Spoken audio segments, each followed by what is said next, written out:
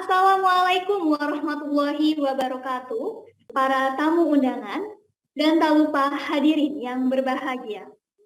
Kami ucapkan selamat datang di webinar eksklusif oleh AI for Impact Education Technology Talk dengan membawakan tema Strategi Pembelajaran dan Upaya Penerapan Pendidikan untuk Generasi Alpha, di mana wadah ini berkembang bersama menggapai asa meraih cita dalam kemajuan edukasi Indonesia. Saya ucapkan terima kasih yang sebesar-besarnya kepada para peserta yang bersedia meluangkan waktunya pada siang hari ini. Dengan semangat yang masih menyala untuk bersama-sama menggali ilmu dan mengasah diri. Mari kita berikan tepuk tangan dulu secara virtual sebagai bentuk apresiasi terhadap diri sendiri yang masih produktif nih di Sabtu siang hari ini. Boleh kepada para hadirin untuk memberikan reaction tepuk tangan melalui Zoom. Tak hanya di Zoom, kita juga ada melalui live streaming di YouTube. Buat teman-teman, buat para hadirin, boleh nih kita kasih reactionnya dulu. Tapi sebelum itu, izinkanlah saya untuk memperkenalkan diri. Saya Hairunisa Arunilamsari, selaku pembawa acara pada hari ini. Dan pastinya saya nggak bakal sendirian, karena nanti saya bakal ditemani oleh moderator cantik kita. Ada Karoro Silva Prayuniza yang juga akan memandu keberlangsungan acara webinar kita pada kali ini. Baik, selanjutnya saya akan berbicara sedikit tentang webinar kita, yaitu ITEP Talk, yang merupakan salah satu program dari Revolusi Edukasi 2.0, di mana kita di sini untuk mewujudkan pendidikan Indonesia yang lebih baik yang diadakan oleh AI for Impact. Hadirin semuanya, Revolusi Edukasi 2.0 merupakan sebuah wadah inovasi solusi pendidikan dan sarana bagi sekolah maupun tenaga pendidik untuk meningkatkan kapasitas dan pemanfaatan teknologi. Dan pada kegiatan ini, kami kembali memberikan wadah kepada para pelajar dan tenaga pendidik untuk bersama-sama melakukan perubahan positif bagi kemajuan pendidikan di Indonesia. Selanjutnya, saya ingin melihat semangat nih dari para peserta hari ini. Boleh nanti respon jawaban saya ya, melalui kolom chat baik itu di Zoom maupun di YouTube. Bagaimana nih kabarnya Bapak, Ibu, serta rekan-rekan peserta yang ada di sini? Masih semangat kan ya untuk mengikuti webinar kita hari ini? Boleh dong tulis kabarnya hari ini di kolom chat. Gimana nih? Baik-baik saja, sehat-sehat semuanya. Semoga Bapak, Ibu, dan rekan-rekan semua dalam kondisi sehat dan senantiasa diberikan kesehatan yang melimpah walaupun di era serba virtual ini. Dan semoga kita dapat berjumpa secara langsung, memecahkan abstraknya layar virtual dengan temu yang indah. Baik, sekarang saya akan cek kehadiran dulu nih. Kalian pengen tahu peserta webinar hari ini dari kota mana aja ya? Yuk buat Bapak Ibu tulis nih di kolom chat Zoom atau di kolom chat YouTube dengan format domisili_hadir. Supaya saya tahu nih kota mana aja yang sudah hadir di webinar kali ini. Mana nih? Yang dari Jakarta hadir? Oh, Tangerang hadir. Baik, mana lagi nih? Lamongan hadir, Surabaya hadir. Wah, ada dari kota Bandung juga hadir. Mana lagi nih? Jakarta hadir. Pangkal Pinang hadir. Wah, banyak ya. Jakarta nih banyak juga nih. Dari rekan-rekan peserta. Wah, ada dari Pekanbaru juga hadir ya di webinar kita pada hari ini. Berarti dari kota di Indonesia nih dipertemukan dalam satu webinar ya. Malang juga hadir. Wah, ternyata banyak banget ya rekan-rekan yang hadir dari webinar hari ini dari berbagai kota. Dan diharapkan peserta yang hadir hari ini bisa mengikuti acara dari awal sampai akhir. Karena nanti di akhir akan ada door prize buat satu orang pemenang yang beruntung nih. Nah, buat menambah semangat pada siang hari ini, saya akan memberikan jargon dulu nih buat rekan-rekan peserta. Kalau misalnya saya bilang, ITEP Talk, jawabnya adalah menjunjung edukasi, membangun negeri. Lagi ya, ITEP Talk, menjunjung edukasi, membangun negeri. Sekali lagi, diingat-ingat nih rekan-rekan. ITEP Talk, menjunjung edukasi, membangun negeri. Baik, kayaknya udah tahu semua nih ya jargon pada webinar kali ini. Dan untuk dapat melaksanakan rangkaian kegiatan yang efektif dari awal hingga akhir, saya ingatkan sekali lagi kepada para hadirin sekalian untuk tetap menyalakan kamera dan mematikan mikrofon di Zoom. Dan kami harap kepada seluruh peserta bisa menggunakan virtual background yang telah dibagikan oleh tim panitia melalui grup sebelumnya. Jika Bapak, Ibu, atau rekan-rekan peserta tidak ada kendala, bisa ya dinyalakan kameranya dan menggunakan virtual background. Kami ingatkan juga untuk menggunakan format nama di Zoom, yaitu asal daerah _ nama. Supaya kita tahu nih, di absen wah dari Palembang, Malang, Jakarta semuanya hadir di webinar kali ini.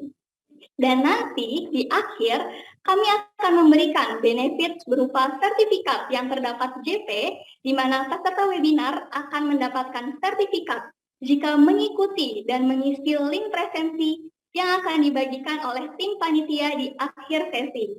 Selain itu, yang sudah saya bilang di awal, akan ada door prize untuk satu orang yang beruntung mendapatkan hadiah menarik.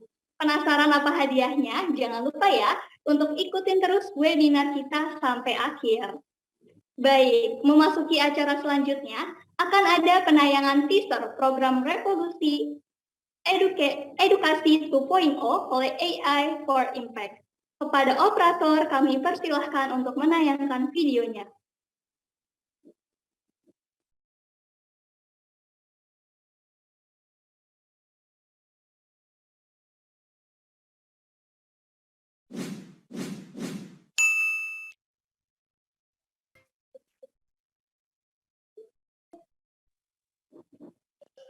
Baik, setelah kita menyaksikan secara bersama teaser dari program unggulan AI for Impact, selanjutnya akan ada penjelasan lebih lanjut oleh Kak Dian.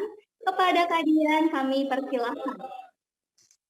Ya, halo. Assalamualaikum warahmatullahi wabarakatuh. Suara saya apakah terdengar, Mbak Moderator? Terdengar, Kak Dian. Oh ya, terima kasih. Halo Bapak Ibu, Assalamualaikum warahmatullahi wabarakatuh. Saya sapa kembali ya. Mohon maaf tidak menggunakan virtual background dan kondisinya sedikit seperti ini. Kebetulan saya sedang ada pelatihan dari Lemhanas. Jadi Bapak Ibu mewakili semua panitia dari AI for Impact, kami mempersembahkan suatu pelatihan yang Bapak Ibu bisa ikuti. Pelatihan ini akan mengajarkan Bapak Ibu semua untuk membuat media pembelajaran interaktif berbasis artificial intelligence. Nah, di pelatihan ini selain Bapak Ibu akan mendapatkan sertifikat 80 JP, Bapak Ibu juga akan mendapatkan akses ke platform yang akan Bapak Ibu gunakan untuk membuat media pembelajaran tersebut selama 1 tahun yang disebut dengan smojo.ai. Nah, dari platform tersebut Bapak Ibu bisa mendesain dan membuat sebanyak mungkin chatbot serajin Bapak Ibu ya. Kalau Bapak Ibu produktif, Bapak Ibu bisa menghasilkan banyak sekali chatbot. Dari chatbot tersebut Bapak Ibu bisa implementasikan lebih jauh ke dalam pembelajaran instansi atau institusi Bapak Ibu, lalu kita bisa risetkan sama-sama dan itu bisa dibukukan maupun dihakikan untuk Bapak Ibu yang memang menginginkannya ya, secara khusus untuk Bapak Ibu yang berprofesi sebagai dosen. Jadi mari Bapak Ibu, kegiatan ini pada dasarnya dikenakan biaya untuk pendaftaran yaitu 50.000. Namun kami menyediakan tawaran menarik untuk Bapak Ibu yang mendaftar secara kelompok. Jadi seperti tawaran untuk per grup ya, package grupnya, silakan Bapak Ibu yang tertarik bisa menghubungi saya untuk hal tersebut, termasuk juga untuk Bapak Ibu guru ataupun dosen. Silakan hubungi saya apabila ada hal-hal yang ingin kita diskusikan bersama terkait hal tersebut. Nah, Bapak Ibu, mari mendaftar. Kami tunggu partisipasi Bapak Ibu semua dan kita sama-sama mewujudkan guru digital untuk generasi emas bangsa. Terima kasih, Mbak Moderator, saya kembalikan. Baik, terima kasih Kak Dian yang sudah menjelaskan kegiatan yang sangat bermanfaat dan menarik banget ya rekan-rekan semuanya. Terutama karena rangkaian acara pelatihan Revtu akan dihadiri oleh pemateri-pemateri ternama dan ahli di bidangnya. Pastinya nih Bapak Ibu semua, acara ini akan sangat worth it untuk diikuti oleh hadirin sekalian. Tak lupa pastinya pelatihan yang kami adakan juga bersertifikat JP nih. Dan untuk informasi lebih lanjut, rekan-rekan dapat mengunjungi website kami di ai4impact.org/2 atau nanti bisa dibantu ya oleh panitia membagikan link websitenya lagi di kolom chat Zoom atau kolom chat YouTube supaya memudahkan rekan-rekan dalam mengakses link website tersebut. Nah, selanjutnya kita akan ke acara yang paling ditunggu-tunggu nih oleh hadirin semuanya, yaitu sesi bersama narasumber. Wah, siapa yang udah nggak sabar banget nih buat kita langsung ngobrol-ngobrol sama narasumber, dan sepertinya juga rekan-rekan udah tahu ya siapa narasumber kita pada siang hari ini. Sesi bersama narasumber akan dipandu oleh rekan moderator kita, ada Kak Roro Silva Prayuniza. Halo Kak Roro, sudah tersambung di sana? Baik banget nih, baik. Masih Halo semangat Kak ya? Roro.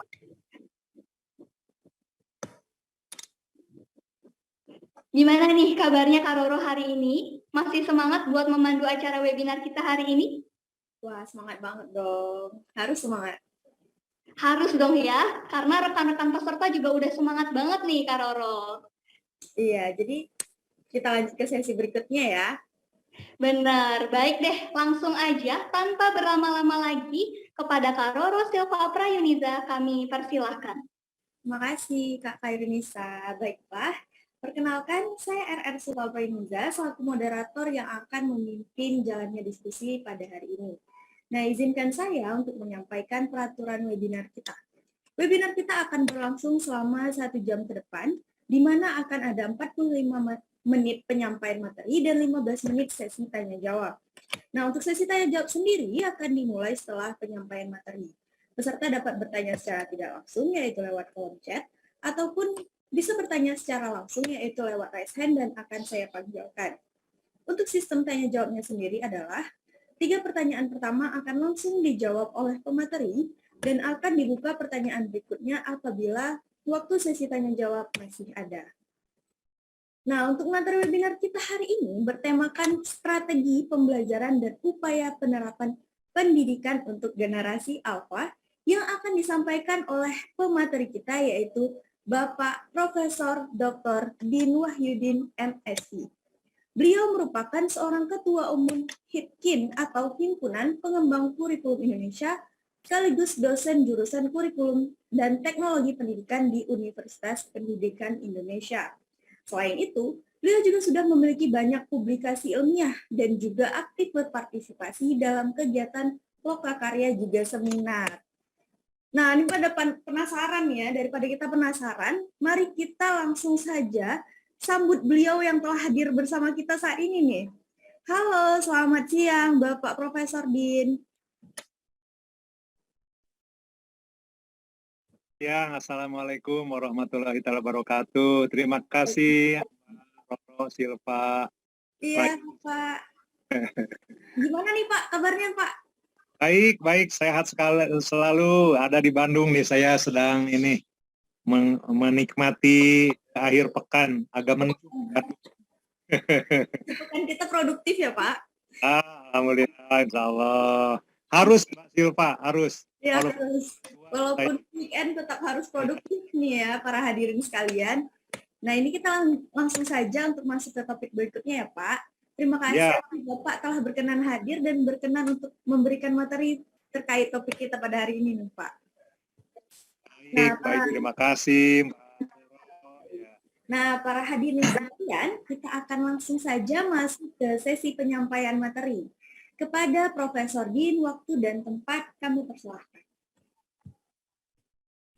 Baik, terima kasih. Selamat siang semuanya. Salam sejahtera kepada semua yang hadir melalui Zoom atau live streaming. Bismillahirrahmanirrahim. Assalamualaikum warahmatullahi taala wabarakatuh. Ucapan syukur, alhamdulillah, saya ingin sampaikan kepada Allah Subhanahu wa taala, Tuhan yang Maha Kuasa yang telah memberikan kesempatan kepada kita semua hadir pada Zoom virtual ini. Mudah-mudahan bermanfaat apa yang ingin saya sampaikan sesuai dengan tema yang diminta oleh panitia ya strategi pembelajaran di era generasi alfa lah ya, generasi alfa. Izinkan Mbak Roro saya menyiapkan slide supaya saya bisa share screen kepada teman-teman, hadirin, para guru, para mahasiswa yang tersebar di seluruh penjuru tanah air. Tadi sudah disebutkan oleh Mbak Hairunisa ya, Iya. dari ujung timur sampai barat, berbagai pulau hadir dan terus bertambah. Mudah-mudahan siang ini kita bisa berdiskusi dengan topik yang sangat bermanfaat. Baik, sebentar ya Pak ya. Operator boleh tolong dibantu untuk Bapak? Ya, ini tampaknya sudah hadir ya, sudah kelihatan ya? Sudah Pak, sudah. Baik. Nah, ini para adinda, ananda, para guru yang tersebar di tanah air. Kita yang sudah mengajar, bertugas oleh negara itu untuk mendidik generasi muda. Bagi calon guru, ya memang persiapan ya, mendidik anak generasi muda di abad 21 ini agak berbeda ya. Berbeda karena generasi yang dididiknya juga generasi alfa ini. Mbak Hairunisa menyebutnya generasi alfa gitu ya. Ini kita lihat dulu ya, jangan-jangan ada yang tidak tahu generasi alfa itu seperti apa sosoknya. Apa bedanya dengan generasi X, Y, Z gitu ya. Nah, kita ya update saja dulu pengetahuan ya. Sampai nanti kita bagaimana strategi pembelajarannya. Baik, saya awali dengan 2 kutipan. Ini sengaja ya Mbak Roro, Mbak Hairunisa, Mbak Dian, teman-teman, para guru, supaya kita bisa merenungi mengapa kita hadir siang hari ini melalui Zoom yang diinisiasi oleh EI4 Impact. Ini luar biasa ya. EI4 Impact ini salah satu platform penyedia jasa pendidikan di tanah air yang cukup hebat lah, saya apresiasi. Jadi ini peran swasta dalam menegakkan pendidikan, membantu pendidikan. Menjunjung edukasi dan membangun negara, ini luar biasa. Ini. Nah, saya awali dengan 2 kutipan ini ya. Yang pertama, ini. Sudah pada kenal ya, ini siapa ini? Ya paling tidak ini robot gitu. Saya ingin mengutip penulisnya, inisiatornya ini Rosalva Amezcua tahun 2020 ya. Jadi dia menulis, dia seorang konselor, seorang educators pada Mount St. Jacinto College Amerika Serikat. Jadi dia mengatakan begini gitu ya. Sekarang ini kan guru ini mengajar di abad 21, di nyaris pertengahan abad 21 ya, sudah tahun 22 sekarang. Berbeda dengan guru masa lalu. Guru masa kini ini harus literasi teknologinya harus luar biasa ya. Walaupun di Indonesia mungkin memang ada gap ya antara generasi muda yang hidup di perkotaan, di pedesaan, dan di daerah terpencil. Tapi jangan kita malah berdiam diri gitu ya. Di tengah keragaman itu apa yang harus kita lakukan. Nah, kaitannya dengan generasi saat ini, ya tugas guru ini saat ini, Rosalva menulis begini, bahwa memang teknologi ini tidak akan menggantikan guru. Jadi kendati sekarang limpah ruah, banjir teknologi dengan berbagai kemudahannya. Teknologi won't replace teachers, tidak akan mengganti guru. Karena guru bagaimanapun juga sosok yang dirindukan oleh siswa, sosok yang memfasilitasi siswa, sosok yang penuh kasih sayang mengajar pada siswa. Tetapi di lain pihak, nih mengingatkan Rosalva ini, tetapi guru yang menggunakan teknologi mungkin akan mengganti guru yang tidak menggunakan teknologi. Jadi artinya guru yang dia smart teacher, guru yang selalu melek pengetahuan, memanfaatkan media, memanfaatkan teknologi baru, mungkin akan mengganti guru yang nggak pernah belajar gitu ya. Guru yang tidak pernah belajar kemungkinan akan tersisihkan karena dia mungkin tidak mengupdate pengetahuan, tidak mengupdate keterampilan, apapun alasannya. Nah, jadi ingin mengingatkan ini kepada guru dan calon guru supaya mari kita meningkatkan kemampuan kita, keterampilan kita, karena bagi guru itu selain memahami, mengetahui piawai dalam bidangnya, juga dia mampu mengajarkan topik yang dia kuasai untuk disampaikan kepada siswa. Ini inspirasi pertama yang disampaikan oleh Rosalva gitu ya. Teknologi tidak akan mengganti guru, tetapi guru yang menggunakan teknologi mungkin akan mengganti guru yang tidak pernah belajar, pernah belajar teknologi. Itu diingatkan oleh Rosalva. Nah, yang kedua, nah ini Alvin Toffler nih. Ananda ini kalau buka internet, Ananda Hairunisa ya, Mbak Roro, Alvin Toffler itu pada awal abad atau akhir abad 20 ini dia seorang futurolog, seorang penujum gitu ya, tapi ya menujum dengan data gitu. Dia bisa memperkirakan what happened at the first century. Nah, karena dia seorang futurolog ini. Banyak bukunya yang terkenal, misalnya bukunya itu Third Wave, gelombang ketiga. Jadi bukunya silakan. Seorang guru harus banyak baca ya. Nah, saya ingin kutip pendapatnya. Menurut Alvin Toffler ini, masyarakat yang buta huruf di abad 21 itu bukan hanya mereka yang tidak bisa baca dan menulis saja. Gitu. Jadi kalau sebelumnya apa itu buta huruf? Ya itu masyarakat yang tidak bisa baca, menulis dan pengetahuan dasar. Nah, menurut Alvin Toffler yang buta huruf di abad 21 itu ada 3 kelompok. Yang pertama adalah kelompok yang cannot learn. Mereka yang tidak dapat belajar. Ya karena tidak dapat belajar itu karena mungkin alasannya jauh di daerah terisolir, di pulau terpencil, di puncak gunung yang jauh kemana-mana, atau di tengah laut yang pulau kecil gitu. Cannot learn karena tidak ada buku, tidak ada informasi, tidak ada bahan yang ingin bisa dibaca. Buta huruf itu. Yang kedua, kelompok yang unlearn. Kelompok yang tidak mau belajar. Apapun alasannya. Wah, saya kan sudah jadi guru. Tidak mau belajar lagi.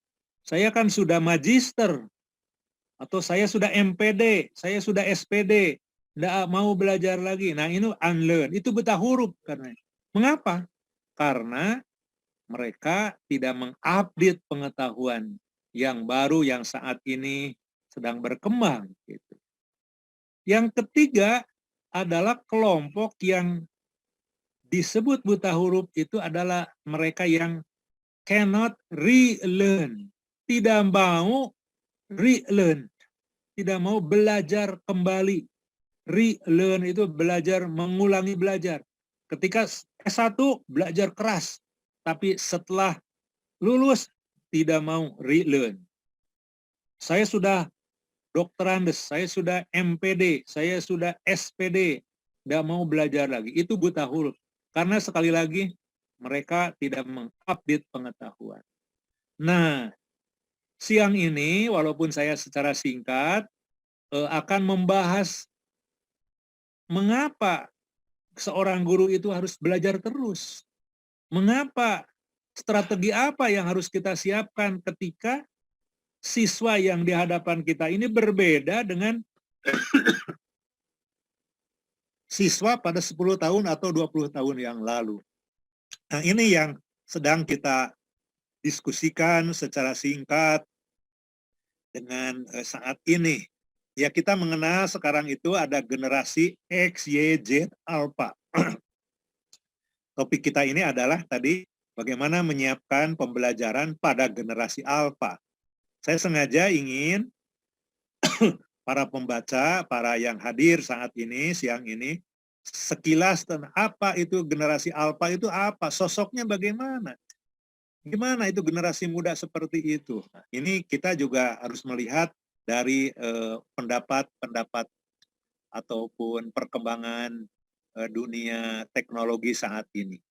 Jadi istilah generasi Alpha itu pertama kali disampaikan oleh McCradle 2008 ya. Waktu itu dia melakukan survei. Jadi setiap periode itu kan ada generasinya gitu, kira-kira begitu. Generasi mutakhir itu generasi Alpha. Jadi kira-kira yang hadir dalam 10 tahun yang lalu lah, itu yang hadir tahun 2010 sampai saat ini katanya generasi Alpha. Nah itu jadi untuk pengetahuan saja kalau ada yang nanya ya. Jadi generasi sebelumnya apa? Begini. Jadi kalau melihat generasi-generasi sebelumnya seperti ini. Ada yang disebut generasi baby boomers. Generasi di mana lahirnya bayi-bayi baru seusai Perang Dunia ke-1. Jadi ini tahun 46 itu setelah Perang Dunia ke-1, di dunia ini lahirlah baby boomers after World War, Second World War, Perang Dunia Kedua. Jadi cirinya menurut literatur berjiwa petualang, optimistik, orientasi kerja, anti pemerintah. Kita juga tidak tahu apa di Indonesia relevan atau dengan ini tidak, tapi kalau menurut catatan masyarakat dunia seperti ini. Makanya ini AE Info Impact juga menyebut dengan generasi Alpha ya. Kira-kira berlanjut ada generasi X yang lahir 65, 76, jadi sekarang sudah pada tua lah gitu ya. Generasi milenial, nah ini generasi milenial tahun 977 sampai 95. Jadi mungkin kalau lihat sekarang itu mereka yang usianya 30 tahunan, 40 tahunan, sedang produktifnya bekerja. Apakah itu di sektor pemerintahan, di sektor swasta, di sektor industri, itu generasi milenial. Ada ciri-cirinya, berorientasi pada kesuksesan, toleran, dan seterusnya. Generasi Z, yaitu lahir yang kira-kira akhir abad 20, awal abad 21. Jadi 96 sampai 2010. Nah, baru generasi Alpha, mereka yang 2010 sampai sekarang. Jadi pertanyaannya, apakah relevan dengan demografi Indonesia? Ya kalau mau dibanding-bandingkan ya silahkan lah gitu ya.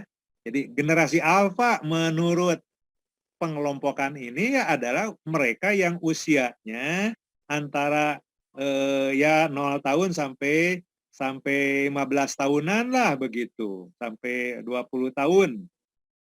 2010 sampai sekarang gitu ya. Nah, kira-kira seperti itu ya.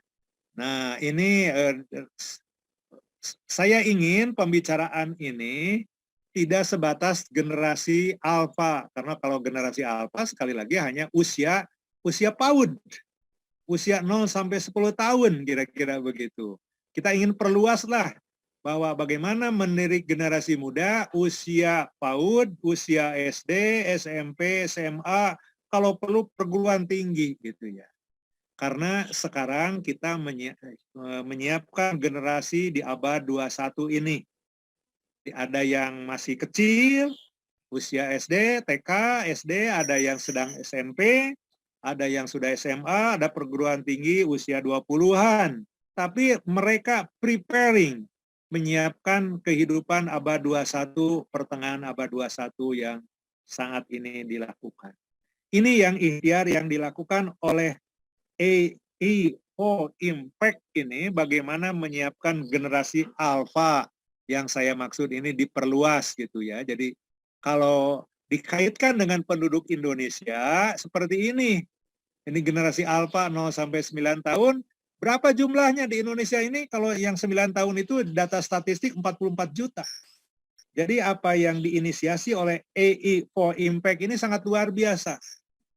Usia sampai 9 tahun saja ada 44 juta, usia 15 sampai 29 itu ada 67 juta. Jadi ada 110 juta kurang lebih yang harus dididik untuk persiapan abad 21 ini. Usia TK, SD, SMP, SMA, perguruan tinggi. Jadi hampir setengah usia masyarakat Indonesia. Betapa pentingnya kita membina generasi emas, anak-anak usia dini, membina generasi SD, SMP, SMA, dan termasuk juga membina generasi mahasiswa yang sebentar lagi mungkin lulus, nanti menyandang S1, nanti bekerja dalam berbagai sektor pendidikan. Itu ya, itu tentang generasi ke generasi. Jadi generasi alfa kalau secara sederhana adalah mereka yang saat ini usia TK, SD, SMP lah begitu. Nah, kita perluas usia SMA sampai usia perguruan tinggi. Nah, saat ini di Indonesia ini ya kalau pendidikan formal sedang melaksanakan kurikulum MBKM. Di SD, SMP, maaf ya bukan SD saja, TK, PAUD, SD, SMP, SMA itu melaksanakan kurikulum merdeka. Di perguruan tinggi juga MBKM itu diperkenalkan. Semua perguruan tinggi mengupayakan. Salah satunya adalah melalui pembelajaran abad 21 ini. Jadi bagaimana metode strategi pembelajaran yang mungkin cocok karena mempersiapkan generasi muda yang berbeda dengan akhir abad 20 atau awal abad 20. Begitu ya. Tetapi di lain pihak ini tugas guru yang hadir ini kan para guru juga gitu ya. Tugas guru ini menurut undang-undang, menurut Permendiknas nomor 16 juga tetap ada 7 gitu ya. Jadi ibu dan bapak kendati ada penekanan strategi pembelajaran termasuk memanfaatkan platform pendidikan syarat dengan misalnya dengan inovasi-inovasi, syarat dengan pengetahuan keterampilan yang berkaitan dengan literasi teknologi, tetap menurut regulasi ini guru ini harus mendidik, harus mengajar, harus membimbing, harus mengarahkan, mengevaluasi, menilai, melatih. Nah, jadi ada 7 ini ya. Ada 7 hal yang sangat penting yang saya pikir ini tetap gitu ya, tugas guru ini seperti ini. Makanya tadi disebutkan bahwa walaupun teknologi ini meningkat, tetapi tidak akan menggantikan guru karena ada tugas-tugas membimbingnya, ada tugas-tugas menilainya, ada tugas-tugas mengarahkannya. Tetapi kalau gurunya tidak memanfaatkan berbagai teknologi saat ini, ya tadi guru-guru yang tidak mau belajar akan tersisihkan. Nah, itu tantangannya ya. Nah, ini sekilas saja ya. Saat ini di berbagai satuan pendidikan, Ibu dan Bapak, kita semua sedang mengikhtiarkan gitu ya. Ada kurikulum merdeka ini. Jadi di sekolah saat ini, ada kurikulum yang sedang melaksanakan kurikulum 13, ada kurikulum yang sedang melaksanakan kurikulum 13 yang disederhanakan karena faktor pandemi, gitu ya. Ada sekitar 2.500, nih kalau menurut pemerintah, yang diberi layanan khusus, diberi bimbingan khusus untuk memulai melaksanakan kurikulum merdeka. Jadi secara formal seperti itu petanya. Diskusi kita pagi ini, siang ini berbicara tentang apa strategi pembelajaran yang mungkin cocok pada mereka di tengah karakteristik abad 21 yang syarat teknologi. Itu tantangannya ya. Nah, sekali lagi, saya mungkin tidak membahas kurikulum baru ini secara detail, tetapi memang kurikulum baru ini, kurikulum Merdeka ini antara lain ingin memberikan satu jawaban gitu ya, opsi yang dianggap terbaik agar generasi muda bisa memperoleh kemampuan, keterampilan, sikap, dan karakter yang cocok untuk kehidupan di pertengahan abad 21. Ada memang perbedaannya tentang struktur kurikulum, tentang capaian pembelajaran, tentang perangkat pembelajaran, tentang pembelajaran asesmen, asesmen, tentang mekanisme. Nah, mekanisme itu lebih pada delivery sistemnya, cara penyampaiannya. Nah, coba kita nanti satu persatu mengkaji hal tersebut. Saya pikir saat ini, sekali lagi mungkin saya tidak membahas tentang struktur kurikulum baru ini. Ibu dan Bapak lebih pada sudah mulai belajar memahami. Jadi dituntut untuk kita semua belajar apa isinya gitu, apa perbedaannya, walaupun kesamaannya banyak gitu ya, kesamaannya banyak dengan kurikulum sebelumnya. Nah, kalau dilihat suatu proses pembelajaran termasuk di abad 21 dalam persiapan generasi alfa ini, kalau saya melihatnya begini, ini Ananda, para guru, pendidikan ini seperti halnya suatu proses program lain, ada input, ada proses, ada output. Ini kesemuanya 3 tahap besar ini tahapan-tahapan dalam manajemen suatu program. Nah, bagaimana kita menyiapkan suatu program agar outcome, output, atau hasil yang ingin dicapai itu sesuai dengan harapan. Nah, dalam output, dalam input itu kan masukan-masukan gitu ya. Masukan instrumental input, kurikulumnya bagaimana, bukunya bagaimana, alat peraganya bagaimana, termasuk human resources-nya, manusianya bagaimana, gurunya bagaimana. Ini penting. Jadi kalau gurunya paradigma lama atau ada guru-guru yang tidak berkualifikasi mengajar, kemudian mengajar, ya mungkin bisa terjadi salah konsep. Bisa terjadi salah memberikan informasi. Nah, ini kan berbahaya gitu. Oleh sebab itu, para guru harus meningkatkan kemampuannya, termasuk dalam sistem penyampaian bahan. Karena guru itu ya paling tidak ada 2 tugas pokok. Pertama, menguasai bidang ilmunya. Seorang yang guru matematika harus paham tentang konsep, teori, bahan ajar tentang matematika. Yang kedua, mengetahui tentang bagaimana mengajarkannya. Jadi matematika yang tadi dianggap sulit tadi, dianggap kurang menyenangkan tadi, atau sebaliknya dianggap menyenangkan, itu bisa lebih menyenangkan kalau ada atau dibuat strategi pembelajaran yang bagus. Jadi strategi pembelajaran adalah tugas guru yang kedua yang sangat penting selain menguasai. Nah, ini input, jadi kita harus persiapkan. Bagaimana kita menghadapi generasi alfa saat ini yang tadi menjadi topik kita.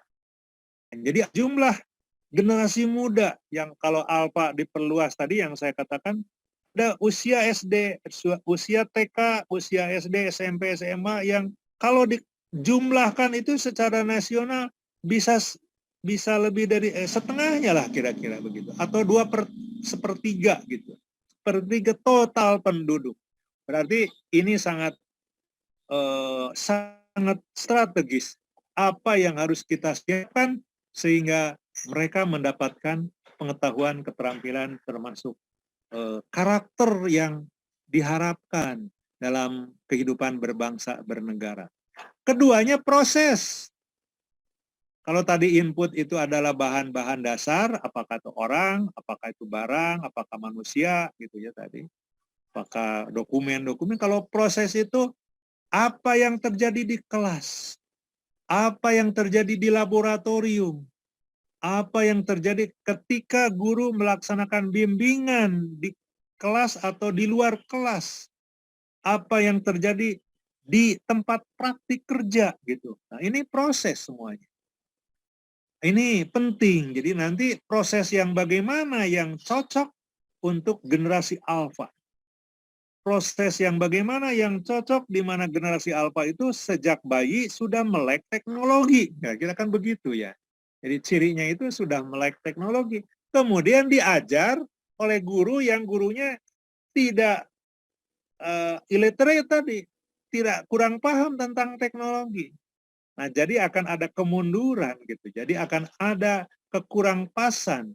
Di satu pihak ada sebagian generasi muda alfa yang sejak awal sangat memahami teknologi, belajar teknologi, diperkenalkan teknologi oleh orang tuanya, tetapi banyak guru yang karena berbagai hal tidak mau meningkatkan kemampuannya.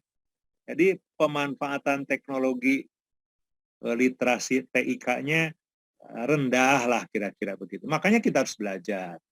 Nah, outputnya, nanti kan akan ada gap, akan ada tidak sesuai harapan ke depan. Kita ingin bangsa Indonesia ini ke depan ini menjadi bangsa yang terhormat, yang punya harga diri yang sama dengan negara lain kan kira-kira. Salah satunya ya dikuatkan kemampuannya, pengetahuannya, teknologinya, sikapnya gitu ya, karakternya. Nah, ini antara lain ya, Ibu dan Bapak, mengapa topik saat ini menjadi penting gitu ya. Nah, kalau melihat perkembangannya, saya ingin mengatakan bahwa ya ini kita akan selalu atau Ki Hajar Dewantoro ini dirujuk menjadi filosofi pendidikan karakter gitu ya. Di mana nanti di situ ada olahraga kinestetik. Jadi betapa fisik ini harus kuat karena akan melahirkan pribadi yang kuat kira-kira. Olah hati, ada etika, ada karakter, ada olah hati itu ada keimanan dan ketakwaan. Ada olah karsa tentang estetika, ada olah pikir tentang literasi. Ini filosofi-filosofi yang diperkenalkan oleh Ki Hajar Dewantoro dan kita laksanakan gitu ya. Nah, itu Ibu dan Bapak. Nah, berikutnya, tadi ya, kalau pendidikan formal ada PAUD, ada SD, ada SMP, ada SMA. Ya, sekali lagi, di mana posisi generasi alfa ini? Ya jujur kalau melihat pembagian usia generasi alfa itu PAUD dan SD gitu ya. Tetapi ya kita perluas ke belakang sedikit, ada usia SMP, SMA pun karena sama-sama sedang belajar. Jadi generasi Z-nya begitu, Z dan generasi PAUD, generasi alfa. Gitu. Begitu. Nah, ini tentang kurikulum. Saya pikir begini, bahwa generasi alfa gitu ya, kalau melihat salah satunya di situ pendidikan formal, berarti mereka yang ada di taman kanak-kanak, di Raudatul Atfal gitu dalam kelompok bermain masyarakat Muslim. Ada PAUD non formal, kelompok bermain, taman penitipan anak, satuan PAUD, PAUD Taman Pendidikan Al-Quran, PAUD Pendidikan Agama Kristen, PAUD Bina Iman Anak, dan mungkin juga ada PAUD agama-agama lainnya, dan PAUD informal. Ini antara lain sasaran generasi alfa. Dan kalau diperluas generasi alfanya itu termasuk juga alfa Z, ada SMP, ada SMA, begitu ya Ibu dan Bapak. Nah, bagaimana saat ini strategi pembelajaran abad 21-nya? Saya awali dengan slide ini. Coba diperhatikan, slide ini saya pikir sangat komprehensif gitu ya. Jadi yang bulat ini, yang bulat adalah suatu katakanlah kurikulum makro ataupun mikro. Jadi apa yang dilakukan guru di kelas dalam pembelajaran itu menyangkut 4 hal ini, 4 hal yang bulatan. Gitu ya. Nah, nanti kita lihat bagaimana mikronya, bagaimana makronya. Yang pertama, termasuk nanti strategi pembelajaran Mas Alfa tadi ya. Pertama, suatu pembelajaran itu, apakah itu formal ataupun non-formal, selalu diawali dengan kompetensi apa yang ingin dicapai. Tujuan apa yang ingin dicapai. Walaupun pendidikan atau pengajarannya atau pelatihannya hanya 100 menit misalnya. Mesti ada target apa yang ingin dicapai dalam 100 menit. Nah, dalam bahasa pendidikan, dalam bahasa para guru menyebutnya dengan kompetensi yang ingin dicapai. Makanya dikenallah ada profil lulusan. Dikenallah dalam kurikulum Merdeka itu ada capaian pembelajaran. Jadi capaian pembelajaran itu adalah suatu Bang Van. Ya, mohon disesuaikan itu suaranya ini. Jadi kompetensi itu suatu kondisi berupa pengetahuan ataupun keterampilan ataupun sikap ataupun karakter yang patut dimiliki oleh peserta didik. Jadi pencapaian kompetensi tadi. Itu penting supaya nanti kita akan berikhtiar dalam program tadi pencapaian profil tadi.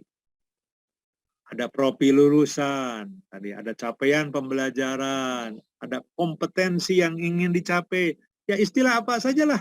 Pokoknya itu kaitannya dengan kemampuan lulusan. Kemampuan siswa gitu ya. Itu yang pertama. Yang kedua, essential content.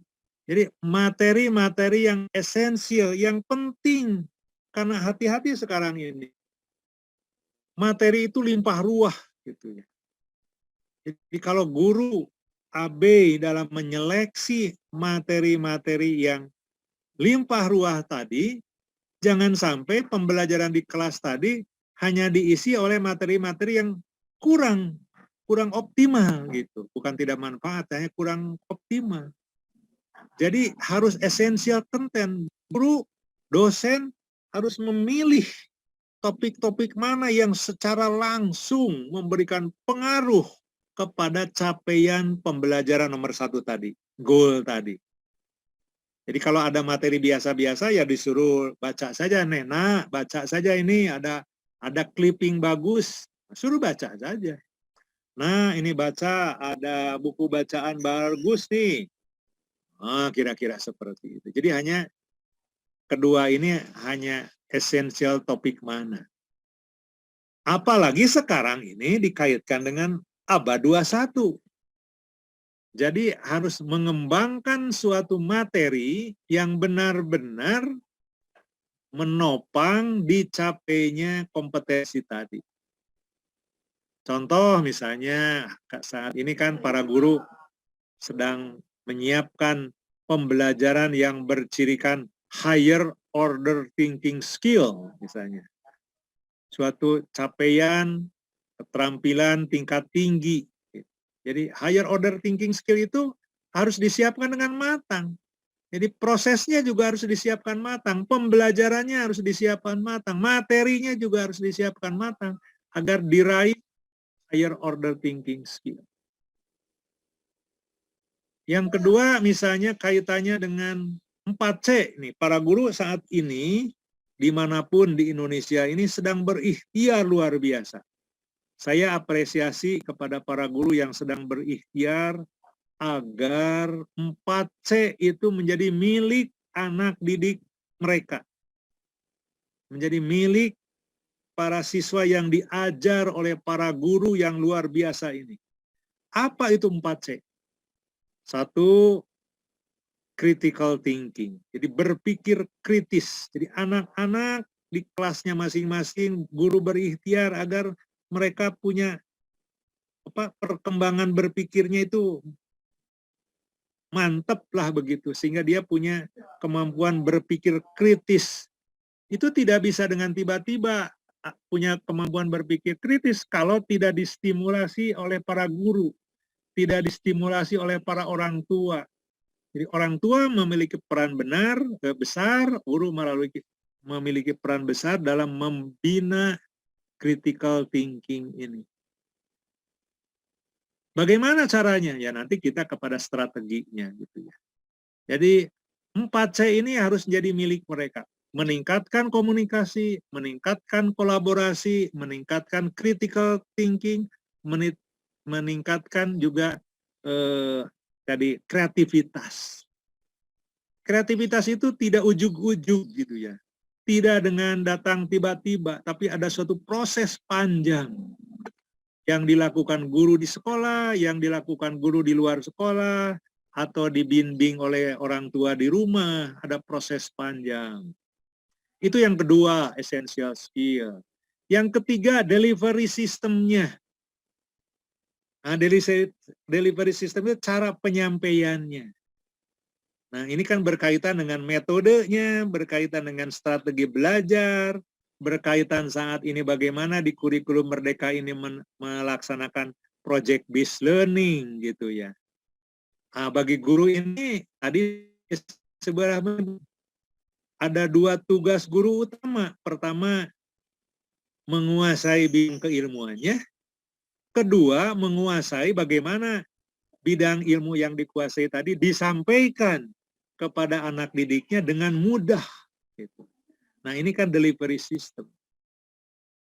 Yang terakhir, dalam pembelajaran itu apapun, termasuk kita menyiapkan pembelajaran di generasi alfa ya, ini akan ada assessment, penilaian. Jadi bukan hanya di ujung assessment itu, di awal juga harus ada assessment. Ketika guru di awal minggu pertama ada tahun ajaran baru, ada 30 orang siswa baru, Anda harus mengakses, harus bisa melihat, harus bisa memprediksi di mana rata-rata kemampuannya. Kemampuan si A bagaimana, si B bagaimana, si C bagaimana. Berarti mesti ada tes, assessment, tes awal. Kan gitu ya. Ketika itu dipotret, tes awalnya ada variasi, nanti ada treatment. Apalagi sekarang, tadi disebutkan oleh Mbak Dian, kita menghadapi 2 tahun ini pandemik luar biasa gitu ya. Nah, karena pandemik, ada yang menyebut kemungkinan potensi loss learning itu tinggi. Potensi tentang defisit kompetensi tinggi. Lulus SD, masuk ke SMP, tapi jangan-jangan kemampuan SD-nya itu sebetulnya baru kelas 4 misalnya. Berarti kan harus dipenuhi dulu itu. Sebab kalau tidak akan mengikut. Atau di beberapa daerah ada yang lulus SD, kemampuan membacanya belum lancar. Nah, berarti ini tertinggal benar gitu ya. Masa lulus SD belum bisa baca lancar gitu. Tapi ada juga yang mungkin bisa membaca tapi tidak paham artinya. Nah, ini juga persoalan. Bagaimana? Nah, itu semua dalam satu pembelajaran harus kita ikhtiarkan sebagai guru tadi, yang 7 tugas guru. Nah, dari sajian ini timbul pertanyaan yang kuning ini. Jadi strategi pembelajaran yang bagaimana yang cocok. Kita saat ini mengajar generasi alfa, kan kira-kira begitu. Kita saat ini mengajar generasi muda, generasi Z. Yang tadi salah satu contohnya mereka yang sudah melek teknologi gitu. Nah, ini persoalan, dan mudah-mudahan kita bisa melakukan suatu diskusi yang cukup bagus gitu ya. Nah, kalau melihat saat ini kan ada blended learning ya, blended learning pembelajaran dengan cara blended, campur gitu ya. Campur. Ada yang melalui project-based learning, ada yang melalui integrasi, ada yang melalui virtual learning platform, ada yang melalui koneksi-koneksi tertentu, dan seterusnya. Tetapi di lain pihak, saya ingin memberikan tambahan ini. Di atas itu ada human touch, ada technological touch. Ini maksudnya apa? Jadi pembelajaran ini termasuk pembelajaran bagi generasi alpha gitu ya, atau generasi sebelumnya, generasi Z, generasi Y, generasi X, atau generasi milenial gitu ya. Tetap ada dua ciri utama, ada yang human touch itu sentuhan manusiawinya tuh tinggi. Sentuhan dosen, sentuhan guru itu tinggi karena tatap muka langsung, siswa dijaga, siswa dilihat, siswa diajak ngobrol, siswa diajak senyum. Itu human touch. Itu sangat penting. Sangat penting itu. Jadi siswa akan tergetar hatinya manakala human touch-nya itu dibina oleh guru. Itu di satu sisi gitu ya. Jadi tidak boleh diabaikan. Walaupun di lain pihak di sebelah kanan itu ada technological touch-nya. Nah, ini technological touch itu adalah sentuhan teknologi. Nah, forum sekarang ini ingin memberikan penekanan atau AE for Impact ini ingin memberikan penekanan bahwa guru harus memanfaatkan teknologi ini. Malah kalau perlu technological touch-nya itu dominan. Itu bagus-bagus saja gitu ya. Itu sah-sah saja. Bagaimana kita menyiapkan suatu pembelajaran yang memanfaatkan teknologi sehingga technological touch-nya itu tinggi. Tetapi, nah ini ada tetapinya gitu. Jangan melupakan betapa pentingnya human touch. Kalau saya ingin mengatakan bahwa tadi memanfaatkan teknologi termasuk strategi pembelajaran pada anak generasi alfa yang melek teknologi, silakan gunakan teknologi dengan semaksimal mungkin sesuai dengan kemampuan siswa, sesuai dengan perkembangan siswa, tetapi jangan lupa bahwa guru pun atau siswa pun masih memerlukan sentuhan manusiawi dari seorang yang disebut guru, seorang yang disebut dosen. Sentuhan manusiawi itu harapannya maksudnya ya digabungkan sajalah gitu ya. Ada pertemuan yang daring gitu ya, memanfaatkan teknologi, memanfaatkan sarana prasarana, termasuk juga memanfaatkan berbagai platform, tapi di sisi lain ada juga human touch-nya gitu ya, human touch-nya yang mungkin bisa kita laksanakan. Nah, berikutnya kalau kita melihat suatu pembelajaran secara umum gitu ya, apakah itu pada generasi alfa ataupun generasi sebelumnya, termasuk generasi milenial, dalam pendidikan itu dikenal ada sinkronos, pembelajaran sinkronos dan asinkronos. Jadi ada dua besar. Nah, ini awalnya diadaptasi atau disebut dikemukakan oleh Nord gitu ya, Nord 2007. Apa salah satu poinnya? Sinkronos adalah suatu pembelajaran ya yang dua tipe. Sinkronos ada dua gitu. Ada yang disebut sinkronos langsung,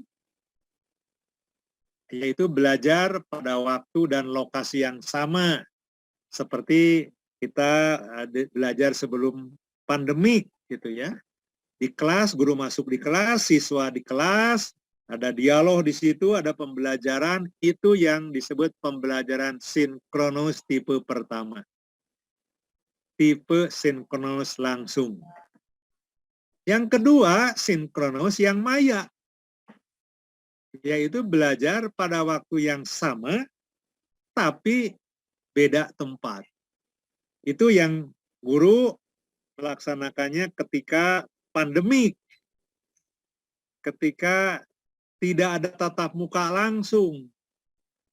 Waktunya sama langsung, gitu ya, melalui Zoom misalnya. Saat ini nih, sekarang ini waktunya sama antara saya dengan teman-teman yang ada di berbagai tempat melalui Zoom meeting ini. Tetapi yang membedakan adalah tempatnya. Nah, jadi ini sinkronus pertama yang dua ini. Jadi ketika belajar untuk generasi alfa dan generasi milenial, ya silahkan gunakan ini, dua model ini. Sinkronus tipe 1 dan sinkronus tipe 2.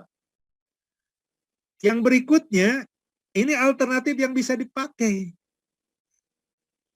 Jadi jangan lupa ini, ada asinkronus mandiri. Yaitu belajar kapan saja, di mana saja, tentang apa saja. Jadi mandiri, self-paced, asinkronus, mandiri. Silakan siswa belajar. Nah, timbul pertanyaannya, kalau usia sangat dini gitu ya, generasi alfa nih, gini, generasi alfa. Kalau merujuk tadi ya usia TK gitu ya. Apakah sudah siap belajar mandiri? Ya mungkin dalam kadar tertentu siap. Mereka melihat gambar, melihat foto-foto yang ada disiapkan oleh orang tuanya melalui berbagai medsos yang ada, melalui HP, melalui berbagai media tadi.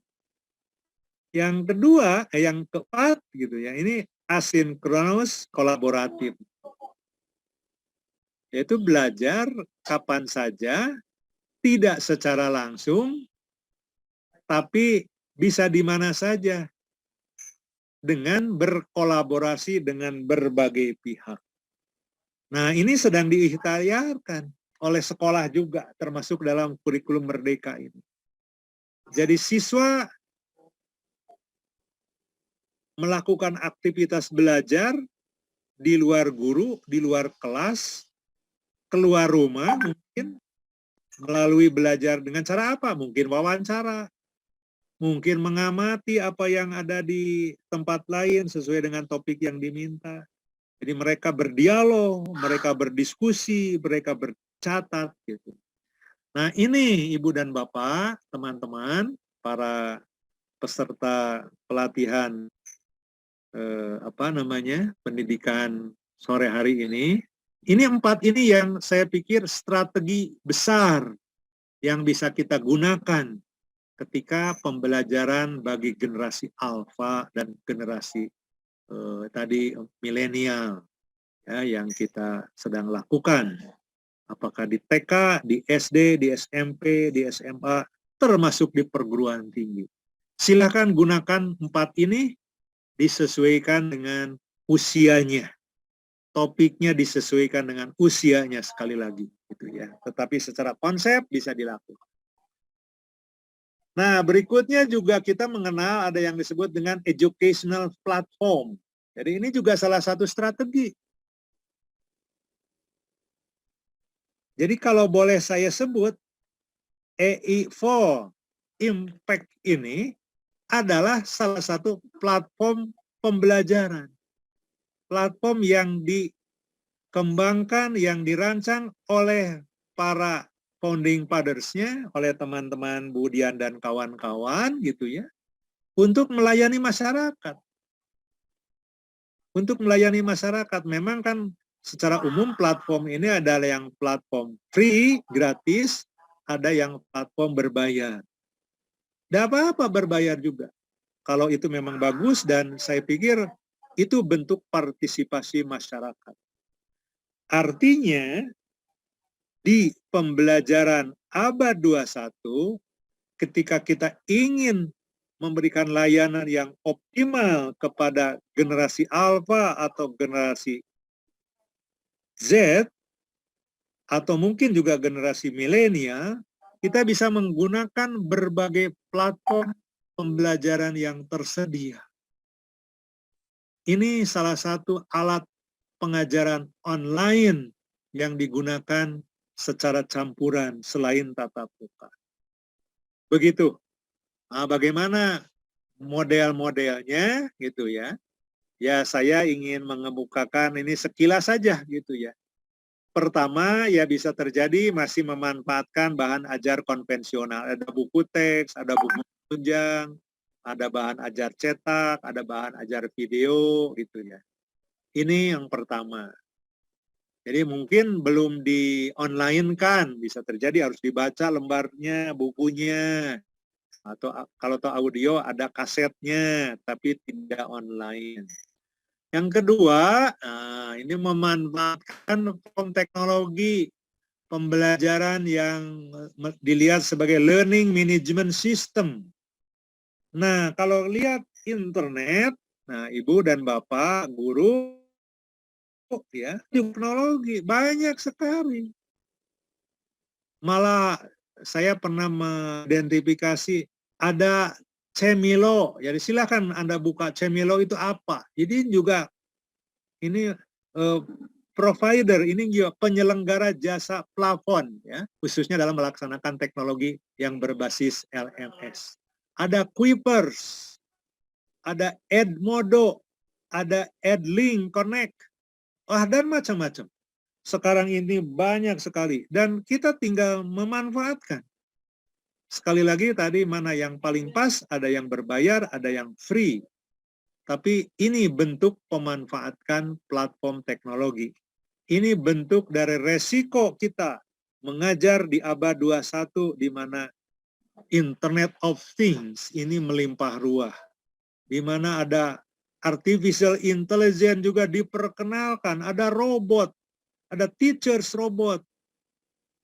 Malah di restoran ada serve robot. Di beberapa restoran di Tokyo, saya pernah mengalami itu di awal saja sudah ada robot berdiri mengucapkan selamat datang. Sudah di dalam juga sudah ada pilihan-pilihan gaya robot dengan model ban berjalan dan sebagainya. Ada variasi-variasi. Nah, dalam belajar juga sama gitu aja. Silahkan gunakan platform teknologi ini. Guru harus melek teknologi. Karena banyak mungkin anak yang sudah menggunakan. Jadi kita akan tertinggal ketika anak di orang tuanya di rumahnya sudah menggunakan berbagai sumber belajar, termasuk platform-platform pendidikan, tetapi gurunya tidak melek teknologi. Nah, ini tertantang untuk itu gitu ya. Nah, berikutnya juga memanfaatkan platform teknologi itu dengan video conference. Nah, saat ini mediumnya itu video conference. Ada Zoom meeting gitu ya. Saat ini Zoom di Indonesia paling populer Zoom ini. Tetapi sebenarnya bukan hanya Zoom saja. Ada Skype, ada Cisco Webex, ada Agora, Point 10, dan banyak lagi. Malah ada yang free gitu ya. Zoom meeting juga free. Ada yang free-nya gitu ya. Biasanya free-nya mahasiswa lebih tahu. Ada yang 1 jam Pak free-nya. Oh ya ikut saja 1 jam kemudian tiba-tiba off. Tapi kita bisa perpanjang lagi. Jadi apply lagi 1 jam lagi. Jadi gratis pun. Jadi kalau kita guru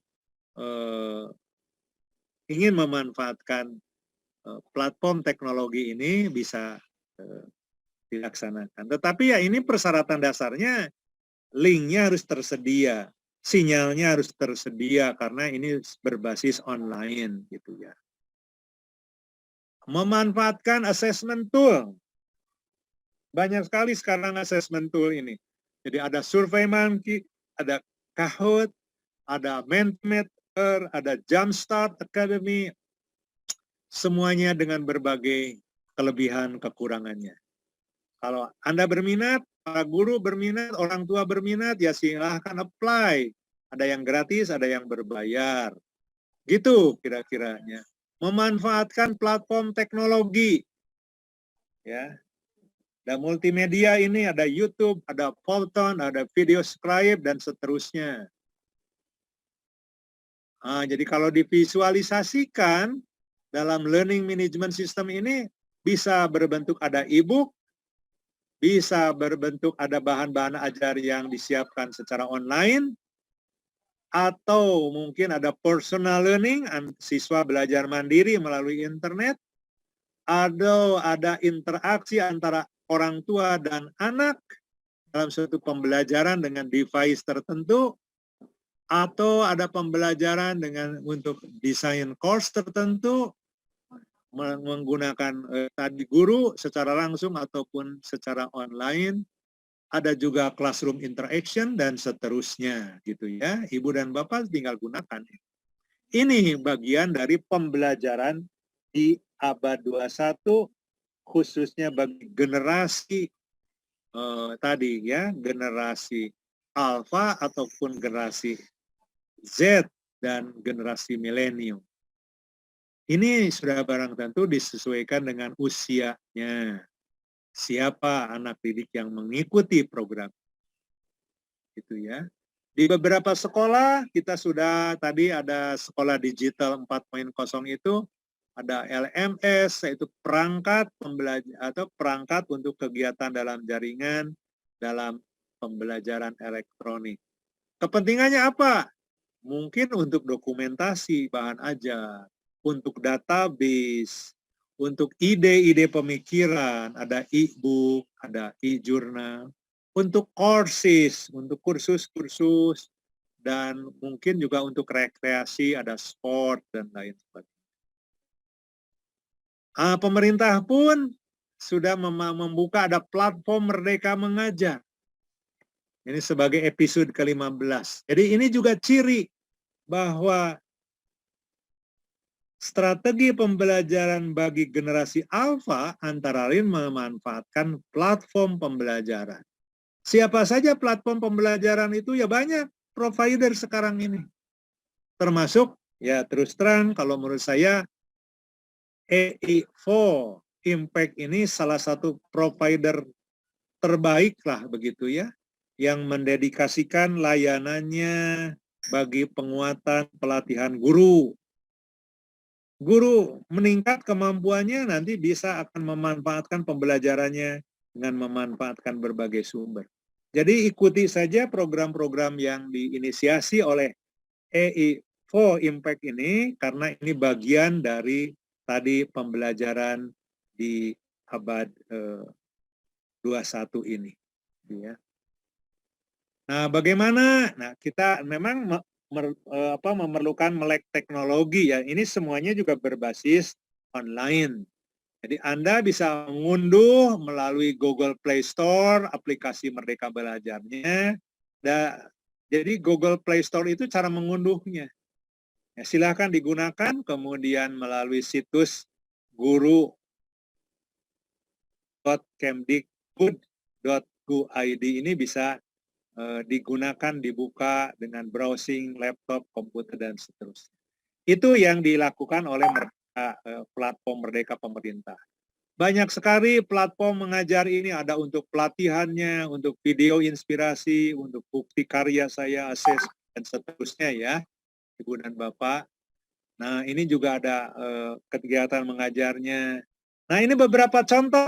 Nah, ini contoh saja nih. Saya tidak memberikan salah satunya ya contoh EI4 Impact ini.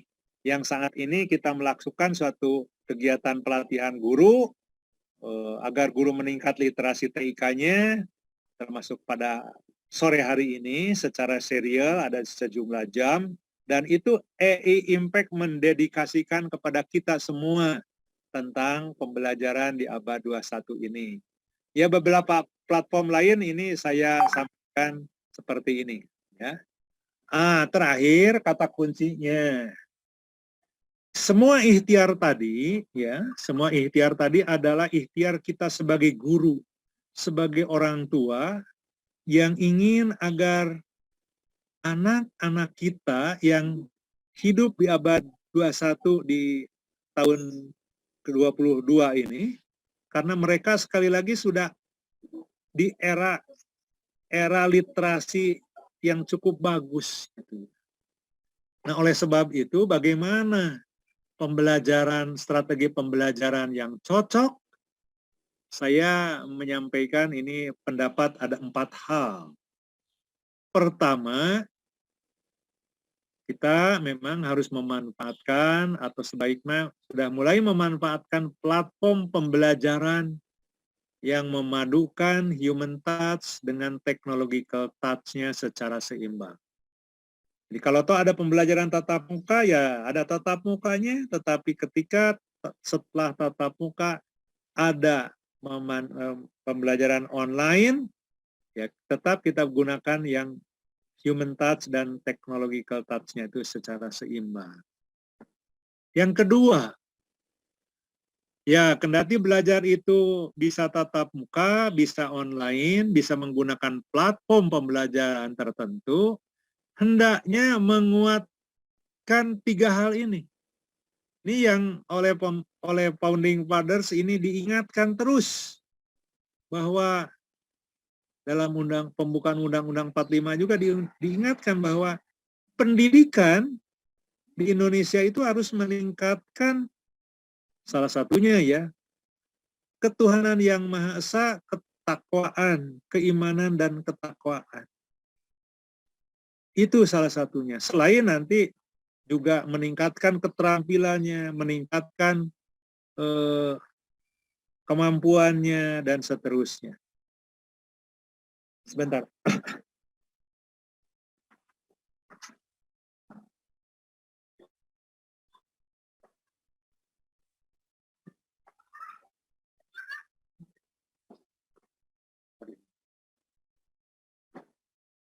Nah, mohon maaf. Nah, yang kedua ini, jangan lupa pembelajaran khususnya bagi generasi alfa ini tetap 3 hal ini penting. Kompetensi harus ditingkatkan, karakter harus ditingkatkan, spiritual kompetensis juga harus ditingkatkan. Jadilah generasi muda yang kemampuannya meningkat, pengetahuannya meningkat, karakternya bagus, termasuk karakter Pancasila, misalnya karakter untuk berbuat baik, selain tadi memiliki kompetensi di bidang spiritual, meningkatkan keimanan dan ketakwaan, apapun agamanya. Jadi ada agama yang disetujui oleh pemerintah, jadinya ditingkatkan keimanan dan ketakwaan tadi. Yang berikutnya, platform teknologi yang dimanfaatkan dengan ciri human focus. Jadi sekali lagi, menggunakan platform teknologi yang sekarang ini sedang dilakukan termasuk oleh EI for Impact itu benar-benar human focus, memperhatikan kepentingan siswa, kepentingan anak-anak kita gitu ya. Sehingga mereka bisa belajar dengan baik, walaupun dengan teknologi, walaupun tidak langsung guru hadir. Karena tadi human touch itu seolah-olah guru hadir melalui program-program yang disiapkan dalam perangkat pembelajaran. Nah, yang keempat ya harapannya platform yang memanfaatkan big data ini tidak bisa dihindari. Sekarang itu limpah ruah data. Kalau kita tidak hati-hati, limpah ruah data itu akan menjadi flood of information, akan ada banjir data. Gitu.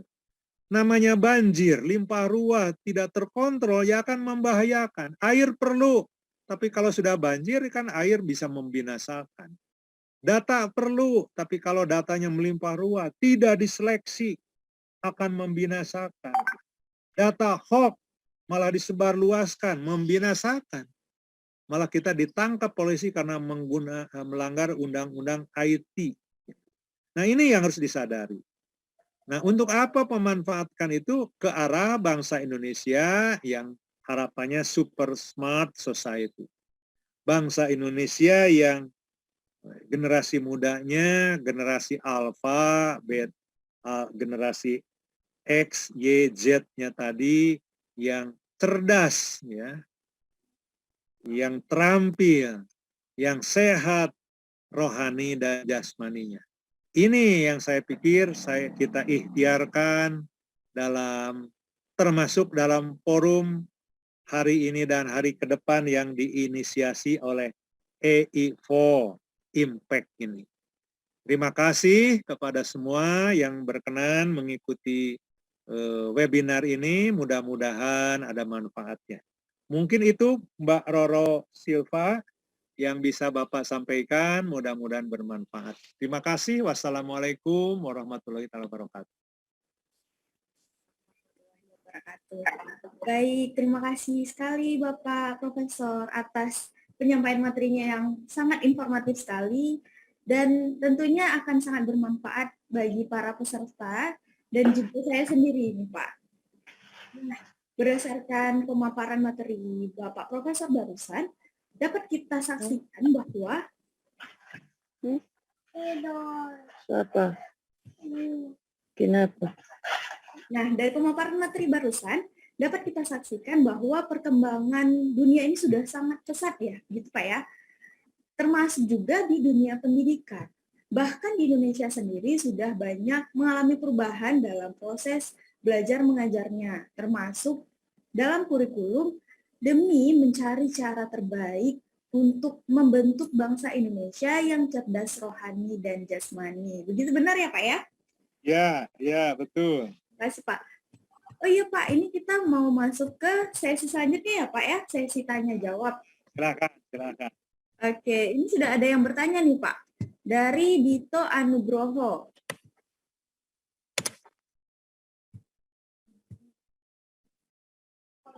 Nah, pertanyaannya, bagaimana strategi pembelajaran yang high-tech dan high-touch yang mengkolaborasikan multiple intelligences melalui platform Zoom dan ada limitasi waktu? Ini ada 3 nih pertanyaannya nih Pak. Saya bacakan ketiganya dulu ya Pak ya. Ya. Untuk pertanyaan kedua, mengapa para dosen atau guru senior di Indonesia secara umum kurang dapat mengapresiasi langsung atau secara lisan para mahasiswa atau siswanya? Kemudian pertanyaan terakhir ada, perlukah ada kurikulum seni mengapresiasi peserta didik? Itu saja Pak. Boleh dijawab Pak? Baik. Tadi itu penanya itu siapa? Tadi namanya Mbak Roro? Atas nama Dito Anugroho Pak. Dito, ya. Ya, terima kasih Mas Dito ya. Ini pertanyaannya ini luar biasa nih. Sangat keren ya. Tapi apa benar seperti itu gitu ya. Ada misalnya kalau yang multiple intelligence begini. Jadi setiap orang itu unik ya.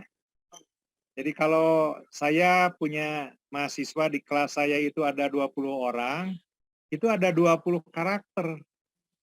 Ada 20 uniqueness gitu ya. Kalau misalnya Mbak Roro mengajar ada 15 siswa, ada 15 siswa karakter. Ada 15 siswa yang berbeda satu sama lain gitu ya. Artinya ada yang mungkin fast learners, cepat gitu ya, menangkap, ada yang apa istilahnya kalau istilah sekarang itu yang lelet itu namanya apa disebutnya? Siswanya lelet, low bed gitunya, Lola atau Lelo atau apa itu? Anak muda ini sekarang low bed itu, jadi kan lelet menangkap pelajarannya itu. Nah, yang lelet itu jangan-jangan tidak lelet gitu ya. Jangan-jangan dia tidak senang dengan cara yang disampaikan oleh guru, mesti ada opsi lain. Ini yang disebut dengan multiple intelligence. Ada keterampilan, kemampuan apa itu multiple banyak jamak, kemampuan jamak gitu ya. Itu ada ahlinya tuh saya lupa siapa itu ahlinya tadi. Jadi multiple intelligence itu ada yang mungkin dia di literasi gitu ya, di matematik, ada yang di sastra, dan ini harus diperhatikan oleh guru. Jadi multiple intelligence itu memang terjadi gitu. Tetapi ini kan persoalan. Kita sebagai guru ya, Dito atau nanti calon guru, Anda juga harus memperhatikan 20 siswa ya 20 karakter tadi. Jangan digeneralisasi gitu. Nah, ketika ada yang lambat belajar, berarti kita harus ada treatment tambahan gitu. Itu mah resiko guru, jangan dibiarkan, bukan anak saya ini, bukan saudara saya ini, paling-paling tidak lulus, biarkan saja. Nggak boleh. Jadi kita harus memperhatikan jangan-jangan dia itu tidak cocok dengan model soal tadi. Jadi buat soal yang beragam. Dibuat layanan yang berbeda. Gitu. Nah ini berat memang. Karena kita guru ini kan biasanya klasikal ya Ananda, Roro ya, Dito. Kita ngajar itu klasikal. Beda dengan private les. Kan ada private les bahasa Inggris mau kalau 2 orang harganya sekian, kalau seorang harganya sekian, kalau klasikal harganya sekian. Memang itu kan manajemennya. Tapi kalau di kelas umumnya klasikal. Nah, karena klasikal sebenarnya individual, jadi hanya manajemennya saja. Jadi kita harus memperhatikan mana yang ada persoalan, berarti harus ada waktu tambahan. Gitu ya. Ini yang sekarang dikembangkan di sekolah itu dengan pembelajaran berdiferensiasi. Differentiated learning. Ya, pembelajaran berdiferensiasi ini memberikan layanan yang berbeda satu sama lain, termasuk juga tadi kemungkinan multiple intelligence. Jadi ada soal yang mungkin langsung, kalau buat soal gitu, ada yang cukup kalian menggambar, nanti dibuat ekspresi wajahnya atau apanya, dan nilai dari situ. Jadi ada berbagai jenis, ada berbagai layanan karena siswa yang berbeda-beda. Apakah itu bisa dilaksanakan? Memang berat. Karena ya apalagi kalau guru ini kan bukan hanya sekelas 2 kelas. Saya saja bisa 4 kelas gitu ya. Jadi repot juga memperhatikan satu sama lain. Tapi ya harus diupayakan. Terutama mereka yang kategori low learners ini. Sehingga jangan sampai terjadi seperti yang pertanyaan yang kedua gitu ya. Jadi menurut Dito ada dosen yang kurang memberikan tadi apa istilahnya apresiasi ya. Kurang memberikan penghargaan kepada individu siswa. Ya mungkin dosen ini ya dugaan saya ngajarin terlalu banyak sehingga kalau memperhatikan satu persatu dia juga kehabisan tenaga. Mohon dipahami saja. Nah, tetapi ke depan ya mudah-mudahan guru dosen punya perhatian kepada individual siswa tadi. Jadi kita harus memiliki suatu kemampuan, kepedulian, termasuk juga memperhatikan dosen kepada, atau bukan hanya dosen ya, guru kepada siswanya. Siswa kepada siswa yang lain. Itu yang disebut dengan soft skill, ya, kemampuan berinteraksi secara sosial. Harus dimiliki oleh guru dan dosen. Kita harus punya empati. Betapa sibuknya dosen, betapa sibuknya guru. Kalau di kelas ya diluangkan senyum. Diluangkan menanya apa kabar. Menanya siapa yang tidak hadir hari ini. Itu bentuk empati. Kalau ada yang tidak hadir, mari kita doakan. Mudahan saudara kita yang tidak hadir hari ini besok bisa masuk. Itu bentuk empati. Itu bentuk perhatian guru kepada siswa.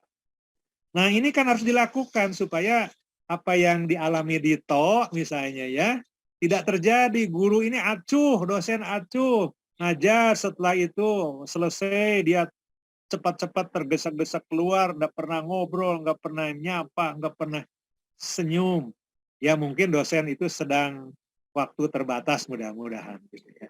Tapi ke depan ya Anda tidak boleh begitu. Kalau Anda jadi guru atau jadi dosen, beri perhatian yang penuh kepada siswa kita, kepada mahasiswa kita, betapapun kita itu sedang sakit gigi gitu ya.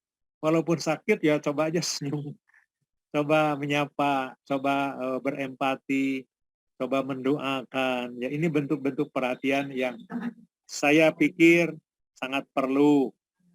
Inilah yang disebut human touch tadi.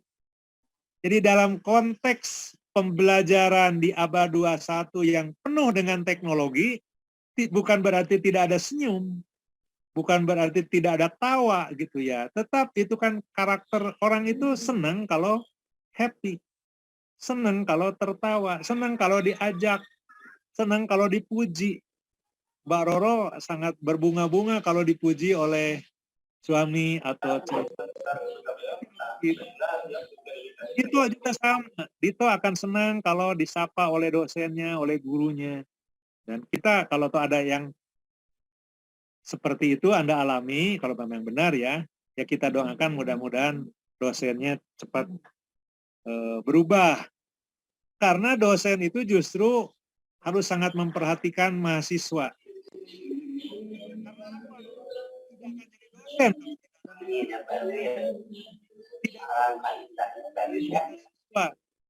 Coba bisa nggak Mbak Roro, jika tidak ada siswa di kelas seorang pun, Anda ngajar saja bicara di depan kelas.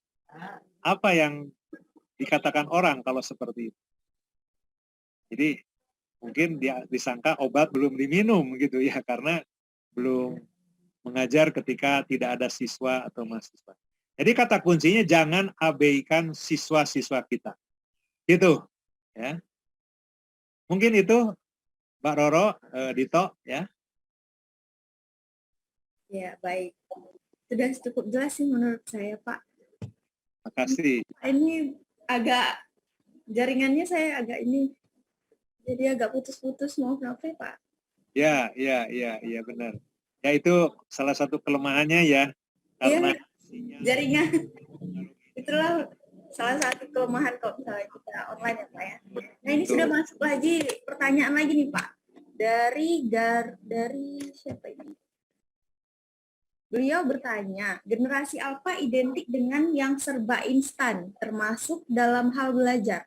Di zaman sekarang, banyak media pembelajaran yang digunakan oleh guru atau pengajar untuk menghadapi generasi alfa ini. Menurut Profesor, bagaimana cara menyikapi generasi alfa yang selalu ingin serba instan, termasuk dalam kegiatan pembelajaran? Ya, memang bisa diakui ya. Sekarang serba instan, ingin belajar cepat, ingin serba cepat saja. Fast food saja ingin makan serba cepat, makanya ada fast food gitu ya. Belajar juga ingin cepat, walaupun belajar tidak bisa fast learners gitu. Kalau lambat ya lambat saja. Nah, oleh sebab itulah gitu ya, dosen, guru, orang tua ketika melihat ada kecenderungan anak ingin serba mudah, serba cepat, jadi kita harus ya secara pelan mendidik mereka ini supaya berproses gitu ya, berproses. Suatu ikhtiar yang pencapaian yang baik itu tidak bisa dengan proses yang tergesa-gesa. Jadi kalau ada kecenderungan tadi ingin serba cepat, ya diingatkan atau dibuat suatu kita membina terus-menerus, jangan bosan, sehingga akhirnya terbiasa dengan kebiasaan yang baik gitu ya. Memang ini berat juga sekali lagi ya, ketika di generasi orang tua juga kurang hero, dosen juga apalagi, dosen juga misalnya karena waktu terbatas kurang hero. Nah, sekarang marilah gitu ya, sesuai dengan tugas masing-masing. Mari kita hero kepada diri sendiri, mari kita hero terhadap lingkungan, hero kepada keluarga, hero kepada tadi kelas, siswa kita, tempat kita juga berinteraksi. Itu salah satunya. Ya, diajak bicara, diajak berdialog, sehingga ada suatu pemahaman-pemahaman yang diperoleh oleh siswa kita, oleh mahasiswa kita. Jadi jangan biarkan mereka asik sendirian dengan gadgetnya, dengan laptopnya, atau dengan HP-nya hanya bermain games. Tadi keacuhan itu bermula dari situ. Ini berat, termasuk para orang tua. Kalau perlu dilarang saja, ada jam tertentu tidak memegang HP misalnya. Tidak berinteraksi dengan internet, ada suatu dialog di rumah. Di kelas juga ada dialog. Makanya kalau di kelas itu tugas-tugas project based learning itu ya itu memang sekarang sangat dianjurkan. Karena apa? Dengan project based learning itu programnya berbasis project, ada program, ada apa namanya pengumpulan data dulu. Pengumpulan datanya kan keluar lapangan. Mahasiswa membuat instrumen wawancara, kemudian melakukan wawancara, ngobrol, menunggu narasumber, itu kan perjalanan panjang. Dan itu bagian dari belajar untuk supaya tidak cepat proses. Ketimbang nyontek sana, nyontek sini, biar papernya 100 lembar dalam 10 menit bisa terjadi. Karena ingin instan tadi, papernya 100 lembar dalam 10 menit, nyontek sana, nyontek situ. Nah, dosen harus mengingatkan, kalau ada mahasiswa yang nyontek seperti itu, kalau saya ingatkan. Dosen pun harus punya alat dengan plagiarisme tadi. Jadi jangan dibiarkan juga begitu. Supaya apa yang tadi disampaikan, ketika banyak kecenderungan acuh, ya orang tua juga super acuh. Gitu. Guru malah acuh lagi. Nah ini tidak ada yang solusi. Ya, mari sesuai dengan tugas pokoknya, mari kita ingatkan masing-masing. Termasuk juga mahasiswa dan siswa ya. Mahasiswa kan sudah dewasa. Jadi jangan jalan pintas. Ingin nilai bagus tapi nyontek sana sini. Itu plagiarisme. Plagiarisme itu. Nyontek paper. Betapapun kurang bagusnya, tulislah kata-kata sendiri, nulis. Ketimbang nyontek sana sini, plak, seolah-olah jadi karya sendiri. Seperti itu, Mbak Silva, Ananda yang bertanya tadi ya. Mudah-mudahan kita tidak terjebak dengan suasana yang acuh tadi, kita pun terbawa acuh. Perlu perjuangan bagi guru dan orang tua yang hidup saat ini. Mungkin itu. Ya, baik. Terima kasih kepada Ibu Suci Suryani, sudah cukup jelas ya, Bu ya. Nah, ini kita lanjut ke pertanyaan terakhir nih, Pak ya. Ya. Dari Leonard Immanuel. Beliau bertanya, apabila dikaitkan dengan paradigma kebanjiran data nih Pak, apakah disertasi atau tesis masih tetap dibutuhkan? Padahal demi efisiensi hanya perlu upload ke jurnal terindeks saja, yang mana secara logika sudah terkait dengan banjir data, secara ontologi dan epistemologi. Baik, makasih nih Leonard Immanuel. Nih pertanyaannya keren. Bagus sekali gitu ya. Ini pertanyaannya bagaimana ini dengan kebanjiran data ini data apakah skripsi tesis itu masih diperlukan? Apakah kan cukup dengan artikel? Nah, ini sekali lagi ya. Itu kan kita ini kalau di universitas ada regulasinya. Ada regulasi. Kalau regulasinya menghendaki begitu ya ikuti itu. Ikuti itu. Kalau Anda tidak senang dengan regulasi itu, cari universitas lain yang sudah ada inovasi. Karena tadi skripsi itu bukan kewajiban, tapi hak misalnya gitu ya. Tetapi sekali lagi, apapun kebijakannya gitu ya, kita harus merespon dengan baik. Pertama begini, banjir data itu artinya kelimpah ruahan data. Bukan berarti menyederhanakan satu tugas. Yang disebut banjir data itu kita harus bisa menyeleksi mana data yang baik, mana yang data tidak baik, mana data yang hoax, mana data yang tidak benar. Jadi jangan dikutip kalau tidak benar. Gitu. Itu kan kemampuan ability to select. Nah, itu kita harus mampu menyeleksi, memilih, memilah.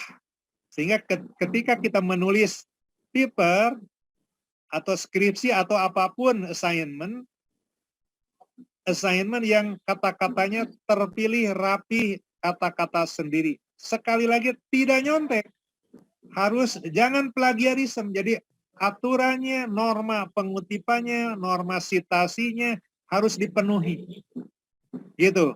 Kalau itu tidak dilakukan ya Anda terjebak pada banjir data, Anda akan tenggelam oleh data tadi. Malah akan masuk ranah hukum karena plagiarisme.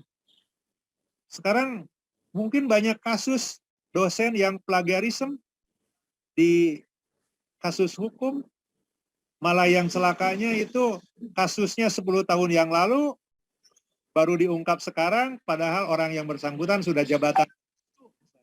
Kan bisa repot gitu ya. Banyak contoh, seorang rektor, seorang pimpinan universitas diduga plagiarisme, padahal kegiatannya 15 tahun yang lalu. Dan akhirnya ya karena ranah hukum sesuai dengan hukum tadi. Jadi artinya dengan teknologi saat ini malah transparansi sangat dibutuhkan. Nyontek itu gampang ketahuan sekarang itu gitu ya. Kalau Anda menulis satu paper, masukkan ke cek plagiarisme, nanti kalau banyak yang merahnya artinya tingkat kemiripannya tinggi. Ya plagiarisme itu. Nah, kalau sudah ada yang menuntut ya sudah jalur hukum itu. Jadi begitu ya Mas Leonard ya. Jadi nanti sampai pada pemikiran perlukah tidak skripsi, tesis, kalau cukup dengan tadi artikel yang terseleksi dan dimuat di media atau di jurnal. Itu ya kembali lagi kalau itu dirasakan buang tenaga ya bisa terjadi ada pemikiran di beberapa universitas kan ada yang non tesis, ada non skripsi tapi ada tugas lain atau cukup dengan jurnal yang terindeks Scopus.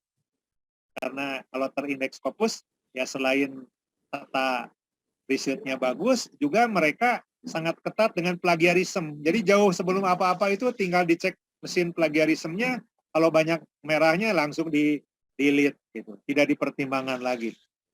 Begitu ya. Jadi kita hidup di abad yang hati-hati gitu ya. Kalau dulu mungkin plagiarisme itu susah karena tidak ada mesin penelusur gitu.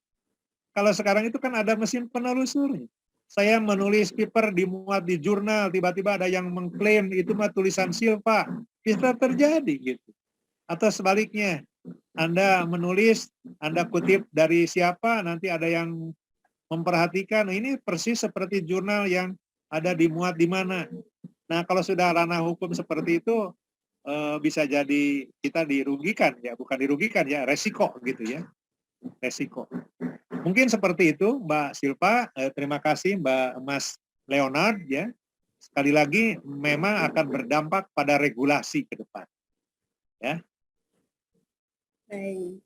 Terima kasih Pak Leonard atas pertanyaannya dan terima kasih juga para partisipan yang sudah bertanya dan sudah berpartisipasi dalam webinar kita hari ini. Dan kemudian saya juga ingin mengucapkan terima kasih yang sebesar-besarnya kepada Bapak Profesor Din yang telah bersedia meluangkan waktunya nih Pak untuk membagi ilmu kepada kita semua. Terima kasih Mbak Roro dan semuanya Pak. peserta webinar ini yang berkenan mengikutinya. Luar biasa ini 84 orang terus-menerus ya dari tadi. Ya.